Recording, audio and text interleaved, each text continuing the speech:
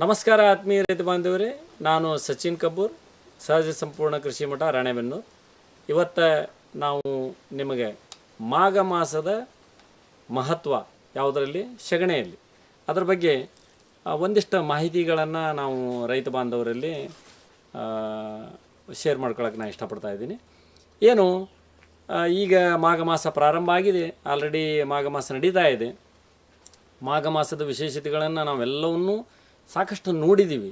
ಆದರೆ ಇಲ್ಲಿ ನಮಗೆ ಮಾಘ ಮಾಸದಲ್ಲಿ ಸಗಣಿಯ ಮಹತ್ವವನ್ನು ಮಾಹಿತಿ ಮಾಡ್ತಕ್ಕಂಥದ್ದು ಒಂದು ಇವತ್ತು ನಮಗೆ ಸಮಯ ಸಿಕ್ಕೈತಿ. ಅದನ್ನು ನಾವೆಲ್ಲರಿಗೂ ಶೇರ್ ಮಾಡೋಣ. ನಂತರ ಈ ಮಹತ್ವ ಏನಿದೆ ಎಲ್ಲರಿಗೂ ಗೊತ್ತಾಗಲಿ ಅಂತ ನಾನು ಅನ್ಕೊಂತೀನಿ. ಇದು ಏನಿದೆ, ಈ ಮಹತ್ವಗಳು ಏನಿದಾವೋ ನಮ್ಮೆಲ್ಲ ವೇದದಲ್ಲಿ, ನಂತರ ಇದರಲ್ಲಿ ಪುರಾಣಗಳಲ್ಲಿ ಸಾಕಷ್ಟು ಇದರಲ್ಲಿ ಉಲ್ಲೇಖ ಇರತಕ್ಕಂಥದ್ದೇ. ಇದೇನು ಹೊಸ ವಿಚಾರ ಏನಲ್ಲ, ಇದೆಲ್ಲ ಹಳೆ ವಿಚಾರಗಳೇ, ನಮ್ಮ ಹಿರಿಯರು ಕೊಟ್ಟಿರೋದೆ. ಮತ್ತು ವಾಪಸ್ ಇದನ್ನು ಅಂದರೆ ನೆನಪು ಮಾಡ್ತಕ್ಕಂಥ ವ್ಯವಸ್ಥೆಗಳು ನಮಗೆಲ್ಲರಿಗೂ ಬೇಕಾಗಿದ್ದಾವೆ. ಅಂದರೆ ಯಾವ ರೀತಿ ನಾವು ಯಾವುದೇ ಒಂದು ವಿಚಾರಗಳಿರಲಿ, ನಮ್ಮಲ್ಲಿ ಏನು ಈ ಪುರಾಣಗಳನ್ನು, ಪುಣ್ಯಕಥೆಗಳನ್ನು ಅಥವಾ ಪ್ರವಚನಗಳನ್ನು ಮಾಡಿ ಅದರಿಂದ ಇಂಥ ಮಾಹಿತಿಗಳನ್ನು ಶೇರ್ ಮಾಡ್ತಾಯಿದ್ರು. ಅವೆಲ್ಲ ಈಗೇನೋ ಮೋಸ್ಟ್ಲಿ ಭಾಳ ಕಡಿಮೆ ಆಗಿರೋದ್ರಿಂದ ಇಂಥ ಮಾಹಿತಿಗಳನ್ನು ನಾವು ಅನಿವಾರ್ಯತೆಯಿಂದ ಶೇರ್ ಮಾಡ್ಕೊಳ್ಳೋಂಥ ಪರಿಸ್ಥಿತಿ ಬಂದಿದೆ. ಏನು ಸಗಣಿ ನಮ್ಮೆಲ್ಲರಿಗೂ ಗೊತ್ತು. ಸಗಣಿ ಅದು ಇಟ್ಟರೆ ಕುಳ್ಳಾಗುತ್ತೆ, ಹಾಕಿದ್ರೆ ಗೊಬ್ಬರ ಆಗುತ್ತೆ. ಇವೆಲ್ಲ ವಿಚಾರಗಳನ್ನು ನಾವೆಲ್ಲ ತಿಳ್ಕೊಂಡಿವಿ. ಸಗಣಿ ರೈತ ಬಾಂಧವರಿಗೆ ಎಷ್ಟು ಅನುಕೂಲ ಇದೆ, ಎರೆಹುಳ ಗೊಬ್ಬರ ಮಾಡೋದ್ರಲ್ಲಿ ಎಷ್ಟಿದೆ, ತೋಟಕ್ಕೆ ಎಷ್ಟಿದೆ, ಜಮೀನಿನಲ್ಲಿ ಎಷ್ಟಿದೆ, ಇವೆಲ್ಲವನ್ನೂ ನಾವು ತಿಳ್ಕೊಂಡಿದ್ದೀವಿ. ಆದರೆ ಈಗ ಸದ್ಯ ನಡೀತಾ ಇರತಕ್ಕಂಥ ಮಾಸ ಮಾಘ ಮಾಸ.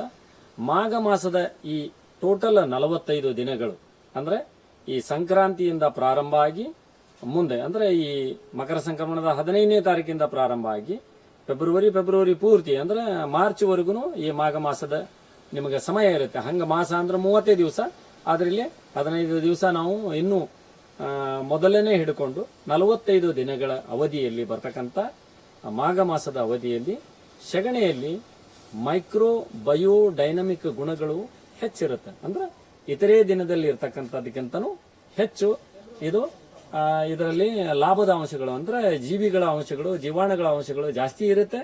ಇದಕ್ಕಾಗಿನ ನಮ್ಮಲ್ಲಿ ದೀಪಾವಳಿಯ 3 ದಿನ ಅಂದರೆ ಚತುರ್ದಶಿ, ನಂತರ ಅಮಾವಾಸ್ಯೆ, ನಂತರ ಪಾಡ್ಯ, ಈ 3 ದಿನದಲ್ಲಿ ಸಗಣಿಗಳಿಗೆ ಈ ಮೈಕ್ರೋ ಬಯೋಡೈನಮಿಕ್ ಗುಣಗಳು ಜಾಸ್ತಿ ಇರೋದ್ರಿಂದ ಆ ಸಗಣಿಯನ್ನು ನಾವು ಪೂಜೆ ಮಾಡಿ ಅದನ್ನು ನಾವು ತೋಟಗಳಿಗೆ ಬಳಸ್ತಕ್ಕಂಥ ಒಂದು ಪದ್ಧತಿ ಹಿಂದೆ ಇತ್ತು. ಅದಕ್ಕಾಗಿನ ಅದನ್ನು ನಾವು ಹಬ್ಬನೂ ಮಾಡ್ತಕ್ಕಂಥ ಒಂದು ಪದ್ಧತಿಯಲ್ಲಿ ಆ ಸಗಣಿಯನ್ನು ನಾವು ರಕ್ಷಣೆ ಮಾಡಿದ್ವಿ. ಅದೇ ರೀತಿ ಈ 30 ದಿನ 45 ದಿನ ಏನು ಮಾಘ ಮಾಸದ ಅವಧಿಯಲ್ಲಿ ನಾವು ಈ ಸಗಣಿನ ನಮ್ಮಲ್ಲಿ ಯಾರಲ್ಲಿ ದನಗಳಿದ್ದಾವೆ, ಹಸುಗಳಿದ್ದಾವೆ, ಈ ಸಗಣಿಯನ್ನು ನಾವು ಬೆರಣಿ ಮಾಡ್ಕೊಂಡು ಅಂದರೆ ನೆರಳಿನಲ್ಲಿನ ಬೆರಣಿ ಮಾಡ್ಕೊಂಡು ಇದನ್ನು ನಾವು ರಕ್ಷಣೆ ಮಾಡಿ ಇದನ್ನು ಕುಟ್ಟಿ ಪುಡಿ ಮಾಡಿ ನಾವು ಇದನ್ನು ಗೊಬ್ಬರವಾಗಿ ಇದನ್ನು ಬೀಜೋಪಚಾರ ಆಗಿ ನಮ್ಮ ಭೂಮಿಗೆ 1 ವರ್ಷಕ್ಕೆ ಆಗಷ್ಟು ಜೀವಾಣುಗಳನ್ನು ಪೂರೈಕೆ ಮಾಡ್ತಕ್ಕಂಥ ವ್ಯವಸ್ಥೆಯನ್ನು ನಾವು ಮಾಘ ಮಾಸದ ಈ ಸಗಣಿಯಿಂದ, ಅಥವಾ ಸಗಣಿ ಅನ್ಬೋದು, ಭಾಳಷ್ಟು ಜಾಗದಲ್ಲಿ ಇದಕ್ಕೆ ಹೆಂಡಿ ಅಂತ ಹೇಳ್ತಾರೆ, ಇನ್ನು ಕೆಲವೊಬ್ಬರು ಗೋಮಯ ಅಂತಾರೆ, ಏನೇ ಅನ್ಕೊಳ್ರಿ. ನಾವು ಕಾಮನ್ ವರ್ಡ್ನಲ್ಲಿ ಅದನ್ನು ಸಗಣಿ ಅಂತ ಏನು ಕರಿತೀವಿ, ಅದನ್ನು ನೀವು ಬೆರಣಿ ಮಾಡಿ ರಕ್ಷಣೆ ಮಾಡಿಕೊಂಡು ನಂತರ ಅದನ್ನು ಒಣಗಿಸಿ ಆದಮೇಲೆ, ಅಂದರೆ ಬಿಸಿಲಿನಲ್ಲಿ ಒಣಗಿಸೋದು ಬೇಡ, ಯಾಕಂದರೆ ಅದರಲ್ಲಿ ಮೈಕ್ರೋಬ್ಸ್ ಇರೋದ್ರಿಂದ ನೆರಳಿನಲ್ಲೇ ಒಣಗಿಸಿ ಕುಟ್ಟಿ ಪುಡಿ ಮಾಡಿ ನೀವು ಯಾವುದೇ ಬೀಜಗಳನ್ನು ಹಾಕ್ತಾ ಇದ್ದರೆ ಆ ಬೀಜಕ್ಕೆ ಅದನ್ನು ಬೀಜೋಪಚಾರ ಮಾಡ್ತಕ್ಕಂಥದ್ದು, ಅಥವಾ ನೀವು ಜೀವಾಮೃತ ಮಾಡ್ತಾ ಇದ್ದರೆ ಜೀವಾಮೃತದಲ್ಲಿ ಸೇರಿಸ್ತಕ್ಕಂಥದ್ದು, ಅಥವಾ ನೀವು WDC ಮಾಡ್ತಾ ಇದ್ದರೆ WDCಯಲ್ಲಿ ಸೇರಿಸ್ತಕ್ಕಂಥದ್ದು, ಗೋಕೃಪಾಮೃತ ಜಲ ಮಾಡ್ತಾ ಇದ್ದರೆ ಅದರಲ್ಲಿ ಸೇರಿಸ್ತಕ್ಕಂಥದ್ದು, ನಂತರ ಪಂಚಗವ್ಯ, ದಶಗವ್ಯ, ಪೋಷಕಾಂಶ ದ್ರವ್ಯ, ಕುಣಪ ಜಲ ಏನಿದೆ, ನೀವೇನು ತೋಟಕ್ಕೆ ಅಥವಾ ನಿಮ್ಮ ಜಮೀನುಗಳಿಗೆ ಬಳಸ್ತಾ ಇದ್ದೀರಿ ಗೊಬ್ಬರಗಳನ್ನು, ಅದರ ಜೊತೆಗೆ ಇದನ್ನೂ ಸೇರಿಸಿ ಬಳಸೋದ್ರಿಂದ ಹೆಚ್ಚುವರಿ ಇಳುವರಿಯನ್ನು ನೀವು ಪಡ್ಬೋದು. ಹೆಚ್ಚುವರಿ ಇಳುವರಿ ಪಡೆಯಬಹುದು. ನಂತರ ಅದರ ಜೊತೆಗೆ ಆ ಬೆಳೆಗಳಿಗೆ ಸಾಕಷ್ಟು ರೆಸಿಸ್ಟೆನ್ಸ್ ಪವರ್ ಅದಕ್ಕೆ ಸಿಗುತ್ತೆ. ನಂತರ ಭೂಮಿಗಳು ಫಲವತ್ತಾಗ್ತಾವೆ.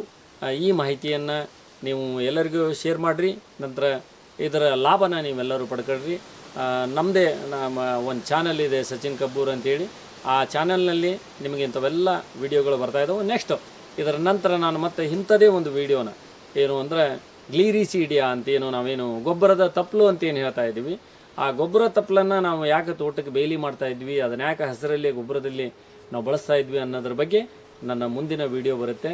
ಅಲ್ಲಿವರೆಗೂ ನೀವು ಈ ವಿಡಿಯೋನ ನೋಡ್ತಾ ಇರಿ. ಧನ್ಯವಾದ.